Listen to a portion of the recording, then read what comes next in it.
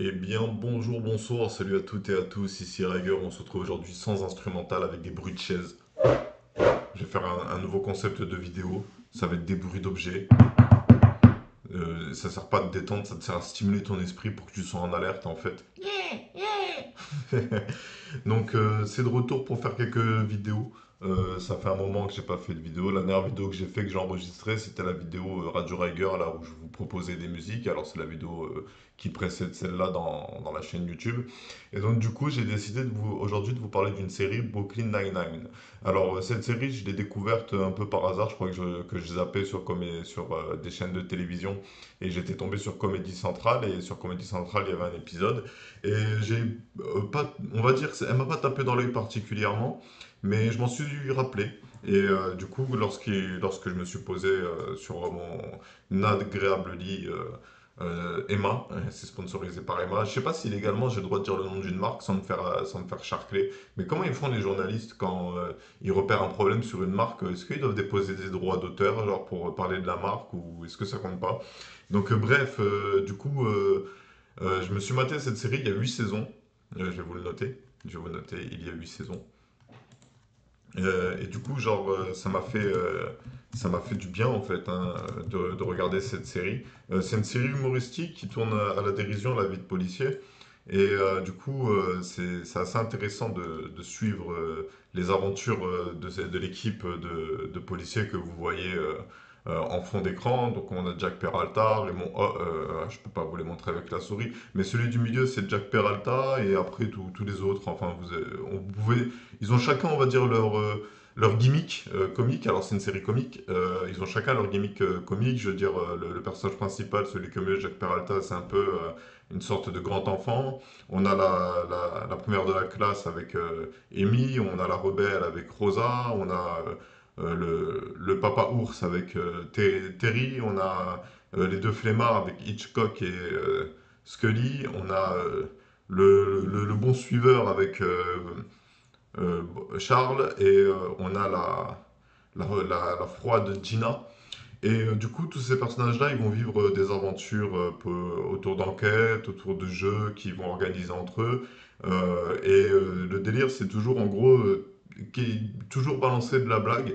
Alors, moi, j'ai regardé les 8 saisons d'un coup. Alors, je sais pas comment ça a été pour ceux qui devaient attendre une semaine la sortie de chaque épisode et la pause entre les saisons. La série, elle s'est arrêtée au bout de 8 saisons, donc c'est une série finie. Donc, ça fait beaucoup de saisons, 8. Il y a une vingtaine d'épisodes dans les 5 premières saisons, puis ensuite une quinzaine d'épisodes dans la 5, la 6 et la 7, et 10 épisodes à la 8. Et donc du coup, j'ai regardé toute la série. Ça faisait, à chaque fois que je regardais les épisodes, je me disais ouais, ça peut être bien de faire une série de faire une vidéo review dessus. C'est une série qui me plaît bien. Je veux dire, moi j'ai été charmé par les personnages. J'étais attaché aux personnages. J'espérais qu'il allait leur arriver des bons trucs. J'ai eu mon lot de déception à la fin de la saison, mais c'était pas une déception pour me dire en me disant oh c'était nul. C'est plus une déception en me disant ah c'est bon c'est fini quoi. Déjà. Et c'est une série qui a essayé un peu d'être dans... Il y a quand même quelques petites morales autour du métier de policier qui sont faites. Et du coup, ça fait que c'est intéressant à suivre. Et les aventures de Jack Peralta et de l'équipe du 99e district de Brooklyn c'était passionnant. Passionnant, c'est un grand mot. C'était intéressant de suivre. Il y a quelques petits points qui ont été abordés, surtout dans les derniers épisodes. On sent qu'ils ont envie de marquer les esprits, donc ils abordent un peu tous les thèmes. Ça parle surtout de tranche de vie un peu. Slice of life. C'est un peu tranche de vie, on suit les personnages, ils évoluent. Et donc du coup, non, c'était une bonne série. C'était une bonne série. Moi personnellement, elle m'a fait du bien. Les premières saisons, je me tapais des barres. Mais après, ce qu'il faut avouer, c'est que petit à petit, l'humour s'épuise un peu parce qu'en fait, c'est très souvent les mêmes types de situations, les mêmes types de blagues, les mêmes personnages qui vont avoir les mêmes réactions. Et du coup, plus les épisodes passaient, plus en fait, ça devenait moins intéressant de suivre les aventures, à part s'il y avait des grands événements marquants, hein, je sais pas, avec l'intégration de nouveaux acteurs, je sais pas. Je travaille pas à Hollywood. Mais du coup, c'était un peu dommage. C'était un peu dommage parce qu'au au final, les blagues s'épuisent. Il y a un type d'épisode sans trop vouloir vous spoiler, il y a des épisodes où les personnages s'affrontent entre eux pour savoir c'est qui le meilleur d'entre eux. Et du coup, ces épisodes-là s'appellent les épisodes casse. C'est genre les casses d'Halloween à la base. Et du coup, ça fait que il y avait des idées intéressantes en termes d'approche pour commencer. Je veux dire, je pense que c'est la première série policière que je regarde qui tourne pas que autour du métier de flic. Alors, toutes les autres aussi, elles tournaient pas que autour de ça, mais je veux dire, moi, je regardais police judiciaire quand j'étais gamin avec ma mère, où ça tournait toujours autour de l'enquête. Il y avait toujours un peu une trame sombre, polar, ouais, un mort de plus.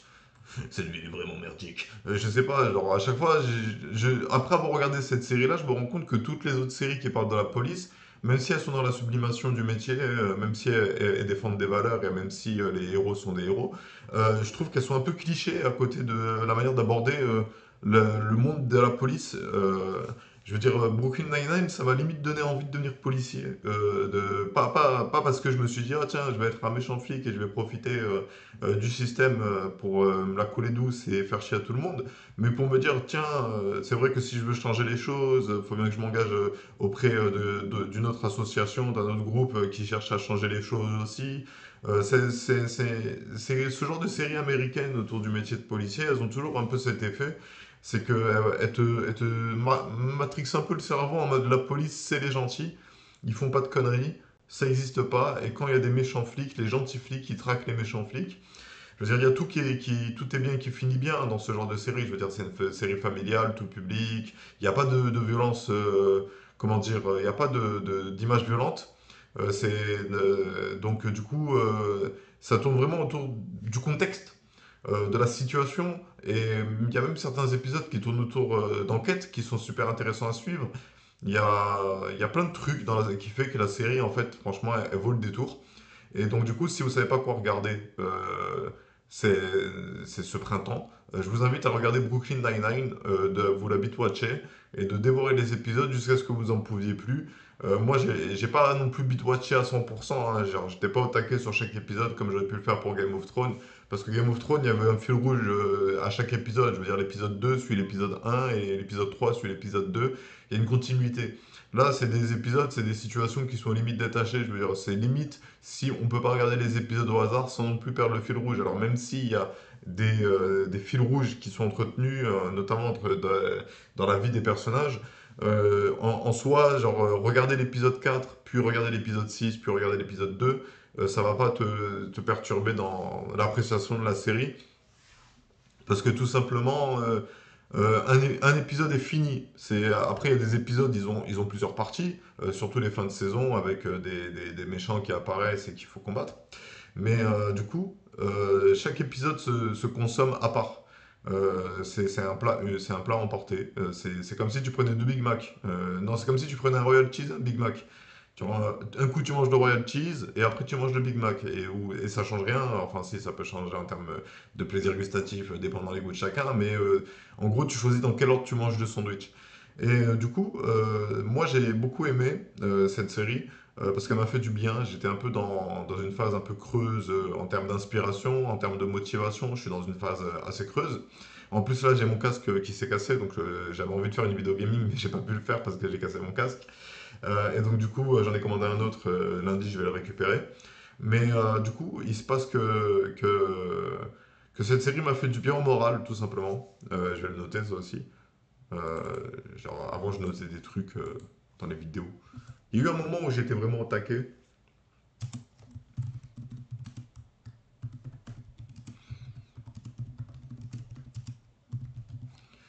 Moi, en plus de ça, il y a les premières saisons, en fait, moi, je trouve que c'est les premières saisons qui sont les meilleures. Parce qu'il y a vraiment, concernant l'histoire de certains personnages, il y a vraiment des moments touchants. Mais après, ça s'est un peu perdu parce que la série se perd dans il faut faire rire les gens, il faut faire rire les gens, il faut faire rire les gens, donc que des blagues, que des blagues, que des blagues avec tout le monde. Et au bout d'un moment, ça s'épuise, ça s'épuise, ça s'épuise, je vais le dire.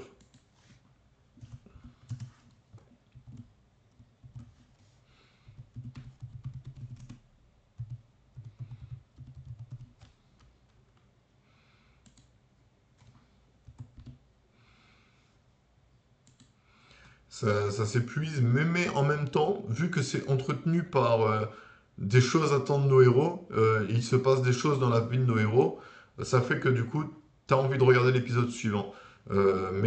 Tu te... Pas spécialement tout de suite, mais tu te dis, tiens, quand j'ai rien à faire, ça peut être sympa de regarder Brooklyn Nine-Nine. Voilà. L'humour en soi, c'est fou, hein. Je parle de série humoristique, mais la vidéo n'est pas du tout humoristique. Elle a un ton un peu sérieux. Je sais pas comment. Le personnage de Jack Peralta, je le trouve super bien écrit. Je veux dire, j'en ai parlé avec une amie qui m'a dit qu'elle avait regardé Brooklyn Nine-Nine et qu'elle avait bien aimé et qu'elle était un peu dégoûtée que ça s'arrête. Alors, la série, elle a eu quelques problèmes. Alors, aux États-Unis d'Amérique, c'est comme ça que ça marche, hein. C'est par rapport à l'audience que tu fais, si tu es renouvelé ou si t'es pas renouvelé. Et donc, des fois, ça peut arriver qu'il y a des séries américaines qui commencent, elles sont pleines d'espoir, pleines de promesses. Il va se passer ci, il va se passer ça, et à la fin, ça se termine en 3 saisons, tout est rush parce que ils font pas assez d'audimat. Bah, Brooklyn Nine-Nine a eu ce problème d'audimat. Alors, du coup, au début, c'était partagé sur je sais plus quelle chaîne.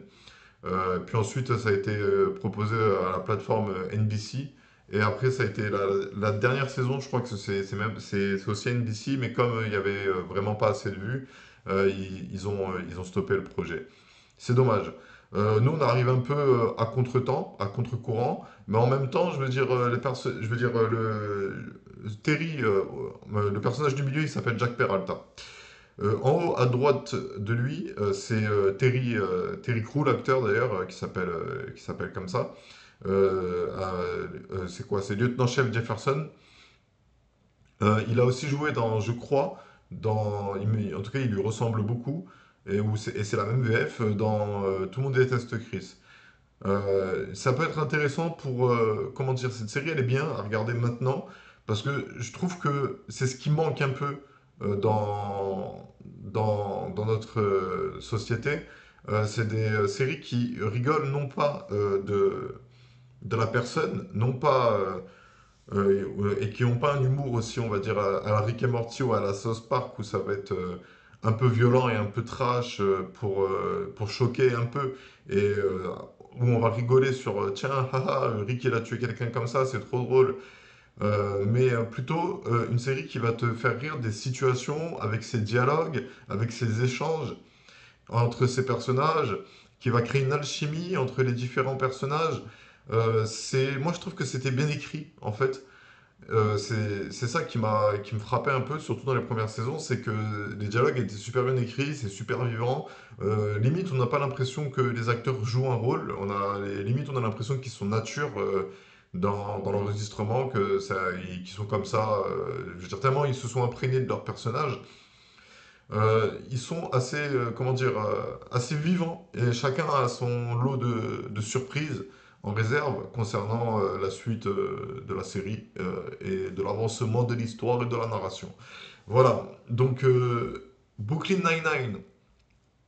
Là, à partir de là, je risque de spoiler, donc du coup, si je vous ai convaincu, allez regarder la série maintenant.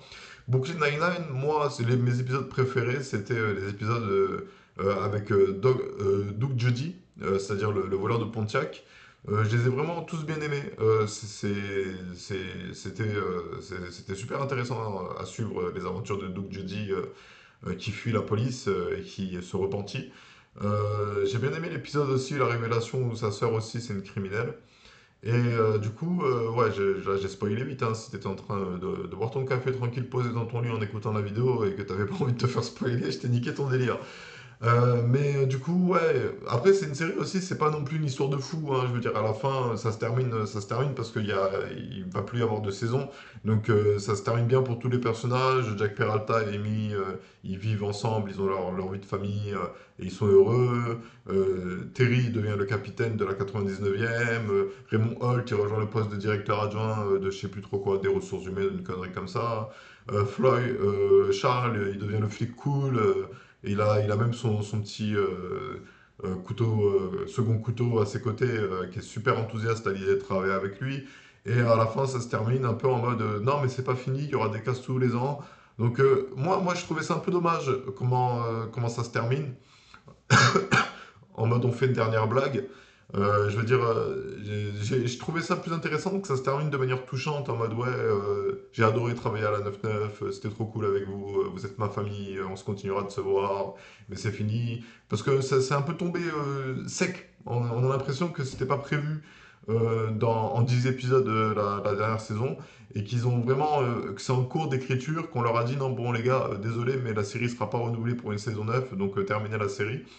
Et donc du coup, la démission de Jack Peralta, elle sort un peu de nulle part, même si elle est logique dans l'histoire.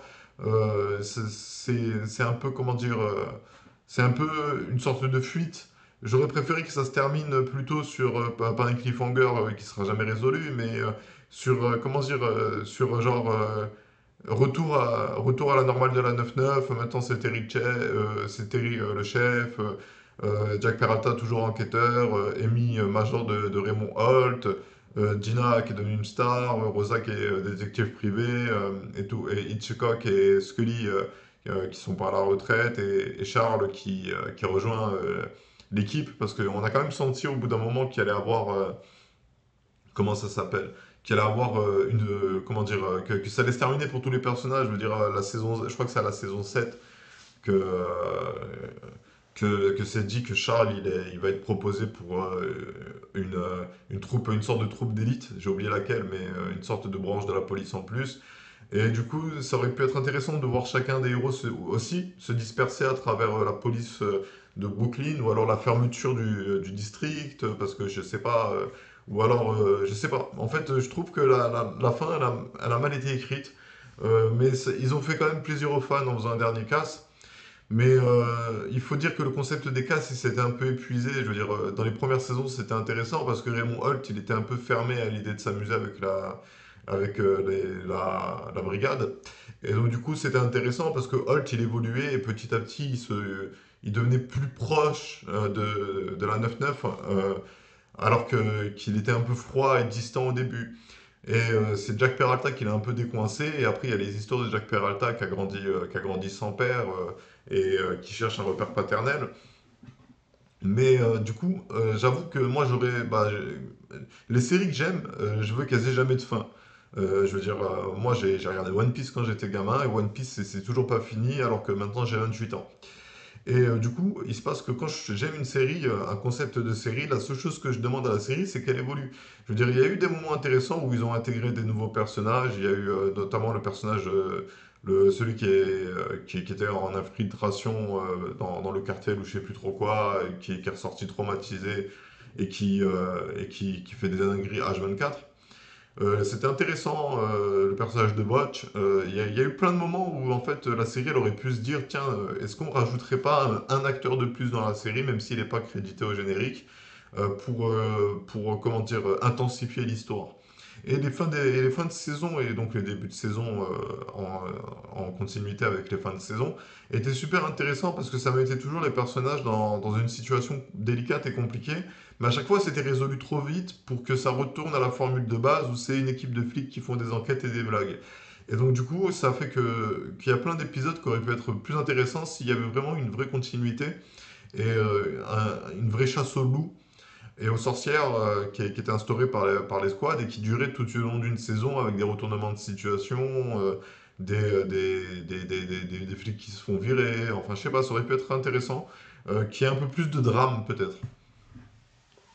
Parce que tout est tourné à l'humour, c'est-à-dire même quand Jack Peralta il va en prison et qu'il parle avec un cannibale, ça c'est tourné en humour. Alors que en soi, il y a plein de situations qui auraient pu se prêter à juste, là on est sérieux et on refera des blagues plus tard.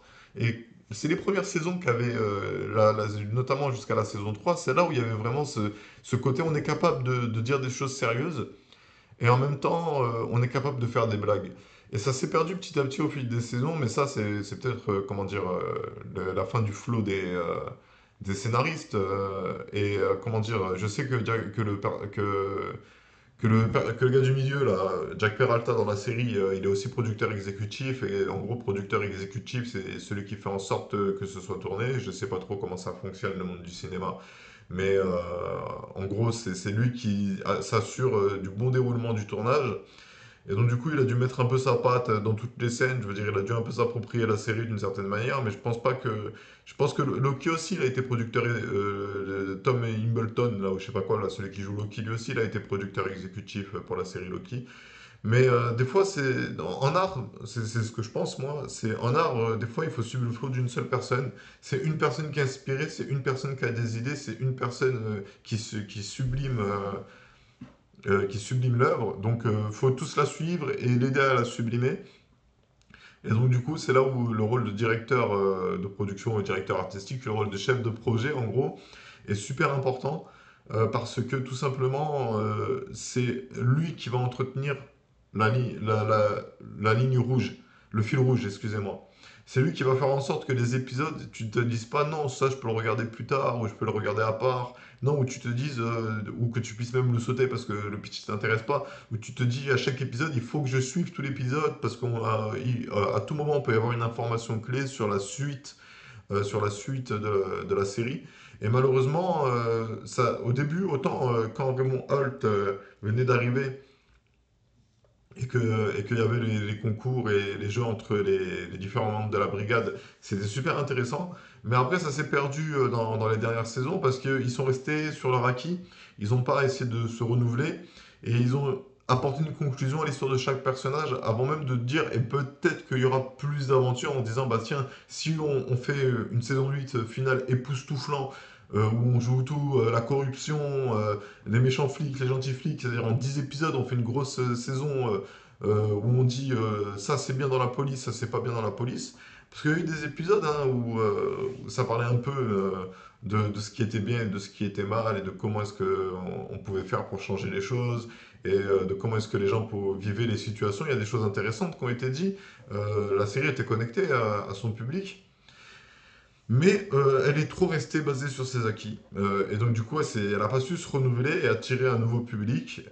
Alors que si elle avait proposé peut-être plus de mélodrame, c'est-à-dire, par exemple, quand Raymond Holt et et son mari Kevin ont rompu, faire un épisode qui tourne autour de la rupture et que en gros ça tourne mal parce que voilà je sais pas genre Raymond Holt il est sur une grosse affaire de communication avec Amy pour reprendre un peu les bases de la série et on voit que tous les jours il est trop sur son travail, il parle que de son travail, il y a tout qui tourne autour de son travail, on le voit de moins en moins prendre de nouvelles de son mari avec toujours ces petites blagues en mode oui et là il était énervé. Ah ouais bon comment vous le savez, il n'a pas dit certes, il est parti en disant très bien. Donc, du coup, c'est dommage parce qu'ils n'ont pas su se renouveler. Euh, au fil des saisons, je veux dire, je pense que moi, c'est une série que j'aurais fini par lâcher. Parce que quand je vois pas de continuité entre les épisodes, c'est pareil South Park, il y a la saison 26 qui est sortie, j'ai même plus envie de regarder parce que l'humour ne m'atteint plus. Eux, ils ont trop évolué, mais ils sont trop dans la méta-analyse de la société. Alors que quand je regarde les premiers épisodes de South Park, c'était vraiment genre un délire entre potes. Et c'est ça qui nous faisait rire, c'était que tout était sujet à être drôle, tout était sujet à être une blague. Maintenant, ils y vont trop avec une analyse en mode what the fuck, maintenant on est vieux, je comprends pas la jeunesse qui est à fond sur TikTok, donc on va faire un épisode sur TikTok où ils font n'importe quoi, et où ça plaît à tous les jeunes, et où il y en a deux, ils sont un peu paumés. Donc j'aime pas du tout cette manière qu'ils ont d'analyser la société, alors que eux-mêmes ils ont été jeunes, et eux-mêmes on les a critiqués sur leur approche humoristique de la vie, et maintenant eux ils vont critiquer l'approche humoristique d'autres personnes dans leur série, alors qu'ils ont vécu ça. Et donc, du coup, je sais pas, je suis déphasé avec South Park. Et Brooklyn Nine-Nine, c'est arrivé et ça m'a fait du bien. Ça m'a changé les idées. Ça m'a égayé les journées.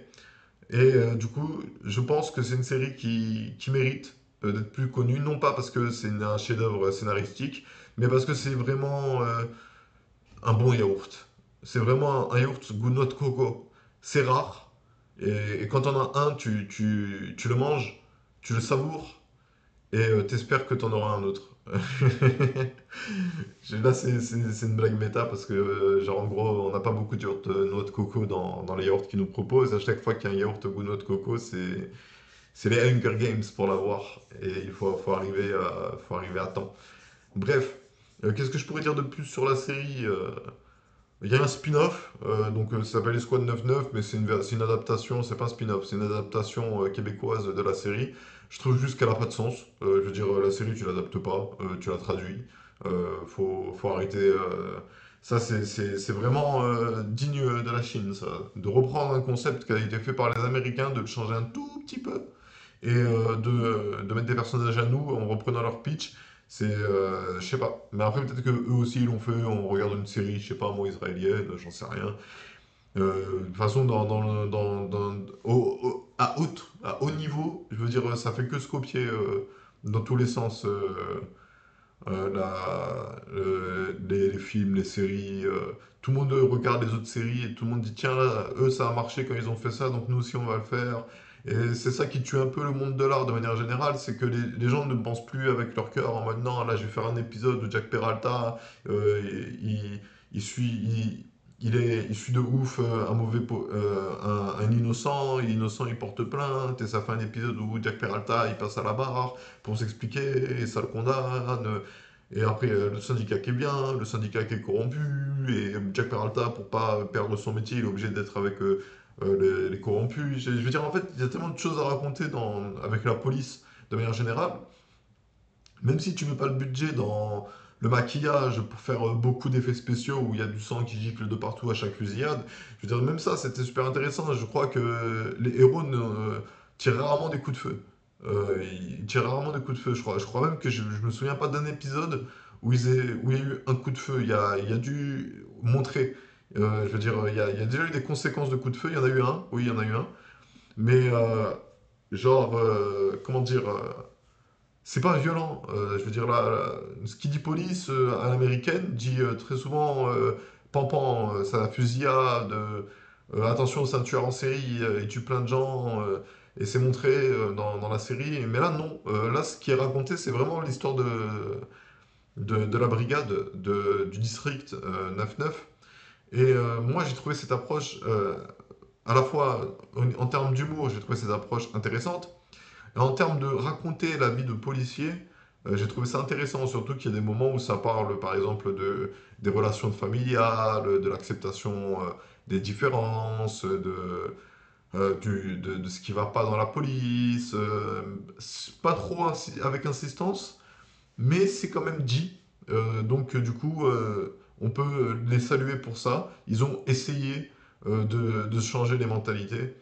Comme si au bout d'un moment la série se disait, en regardant ce qui se passe dans le monde, en se disant, oh, nous on fait une série humoristique sur des policiers, mais en réalité les policiers ils sont pas comme ça, hein, entre guillemets, ils sont super sérieux, il y en a ils dépassent les limites, il y en a ils sont super zélés, ils font trop d'excès de zèle, la peur de la procédure, les contrôles aux faciès, il y a quand même eu des fois des sujets comme ça qui ont été abordés. Et du coup, c'est une bonne série. Voilà, pour conclure ces 28 minutes de review, je suis assez content d'avoir tenu aussi longtemps. Au début, quand je me suis dit j'enregistre la vidéo, j'ai eu peur de rien dire. Mais il faut croire que ces 8 saisons m'ont imprégné. Je dirais pas qu'elles m'ont marqué parce que du coup, je m'en souviens plus, hein, je m'en souviens déjà plus des épisodes pour être honnête, hein. Comme je vous ai dit, il n'y a pas de continuité. C'est pas comme les moments épiques dans Game of Thrones et les moments clés, les trahisons, et ce personnage il a fait ci, et celui-là il a fait ça. Je veux dire, là c'est assez doux. C'est une douceur. C'est une douceur. Ouais, cette série est un yaourt à la noix de coco. Et même c'est une blague dans la série parce qu'il y a un personnage, il est fan de yaourt. Donc du coup, j'avoue que voilà. Assez fier de la durée de cette vidéo, assez content d'avoir regardé la série.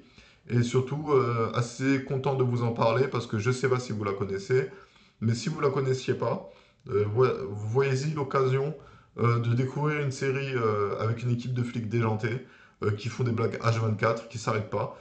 Mais au bout d'un moment, ça s'épuise parce que c'est toujours les mêmes types d'humour et il n'y a pas de fil rouge qui est entretenu entre les saisons. Je veux dire, on peut vite tourner la page. Bon, on arrive bientôt aux 30 minutes décisives. En général, mes vidéos maintenant, j'essaie de les faire durer moins de 30 minutes parce que, 45 minutes, c'est assez long. Je suis assez content d'avoir fait cette vidéo pour vous. J'espère qu'elle vous aura plu. J'espère que je vous aurai donné envie de regarder la série. Et j'espère que, si vous l'avez déjà vue, j'espère que je vous aurai donné envie de regarder la série. Mais on va s'arrêter là pour aujourd'hui. C'était Riger, je vous remercie. Je vous souhaite une bonne journée, une bonne soirée, un bon après-midi et je vous dis à bientôt pour plus de vidéos. Prenez soin de vous. Tchuss!